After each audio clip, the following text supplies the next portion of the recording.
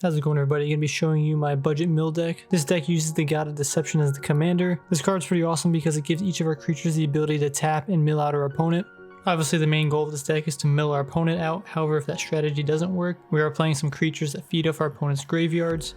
We also do play a lot of stall cards to help prolong the game, and we back that up with counters and efficient removal. Moving on to some larger creatures, the Nemesis of Reason allows us to mill our opponent for 10 every time it attacks. Whenever Fleet Swallower attacks, we can target any player and then you have to mill half their library. And the Gargoyle has some attacking and blocking restrictions, however our opponent and us will always have a lot of cards in our graveyard, so it's basically a 2-mana 5/4 with flying. Next up, the Primordial and Geth allow us to steal our opponent's creatures from their graveyards.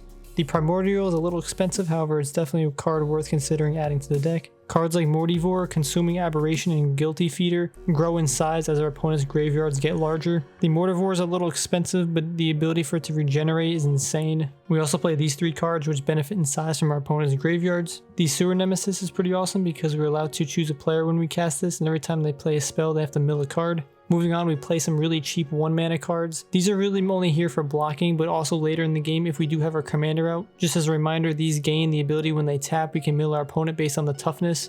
Then we run more cards like Hover Barrier and Wall of Lost Thoughts just as some more walls and blockers. One of my favorite cards in the deck is this one right here, this Giant Crab. It has a 17 toughness. So this card early in the game is really good because it's hard for our opponent to get rid of, and they have to use removal for it. It's also great later in the game if we do have the commander out because we can mill our opponent for 17 potentially. These 3 creatures allow us to mill our opponent in their own ways. At the beginning of each of our opponent's upkeep, if we have Delirium, they're going to be milling 3 cards.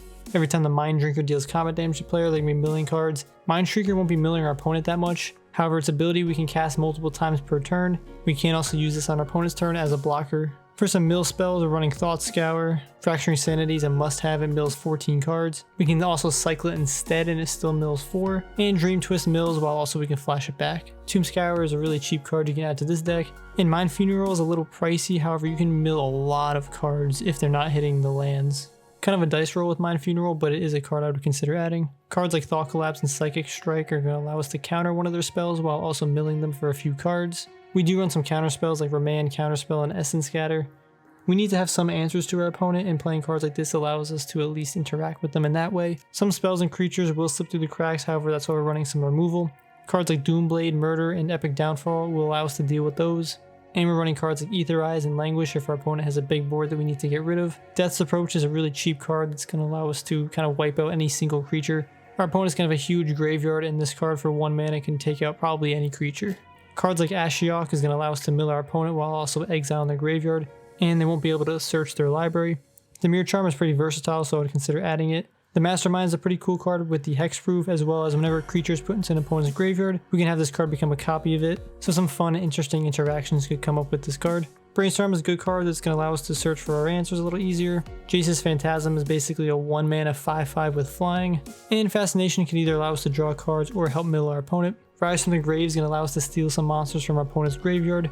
Diabolic Tutor is going to allow us to search for a specific card in our deck if we need it. And Treasure Cruise is basically a 1-mana draw 3 cards because we can easily delve 7. We run the Sad Robot because it's pretty good in any deck. It helps us cheat out a land on the battlefield and draw a card when it dies. Dark Deal is a fun card because every player discards their hand and draws 1 card minus that. It's only 3 mana and it affects every single player. If we have some extra mana lying around, these 3 cards are going to help us turn that mana into something useful. The Mirror Guildmage can allow us to draw a card or make our opponent discard. The mana cost is kind of high, however again this is just in case we have some leftover mana. The Dusk Mantle can help us mill our opponent out a little more or make them lose a little life. And Deadeye Tracker can exile specific cards out of a graveyard in case our opponent is running some type of graveyard strategy. And this card will also get larger as we do so. For some artifacts, we're running Prismatic Lens as some mana filtering. Bone Horde can allow us to equip this card to some creature, and the creature will become absolutely massive because it gains +X/+X, where X is the number of creature cards in all graveyards. Insane if you're playing it with multiple opponents. Mind Crank is a little expensive, however whenever our opponent loses life, that player mills that many cards. For only 2 mana, you kind of have to have it. Cards like Sentinel Token and Nile Spellbomb can help exile our opponent's graveyard.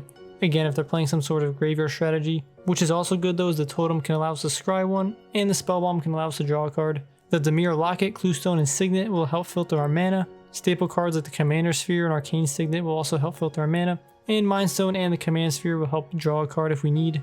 For some lands, we do run as many cheap dual lands as possible. If I had to prioritize any of the lands here, I'd go with the Temple because the ability to scry is pretty good. Here are 3 more dual lands I would consider.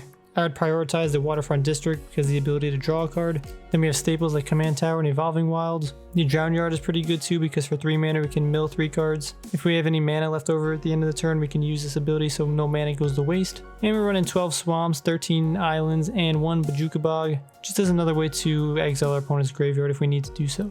There's definitely a lot of other cards you can add to upgrade this deck. However, this is my almost under $50 budget version. If anyone has any other options or considerations, let me know down below. I'd love to hear it.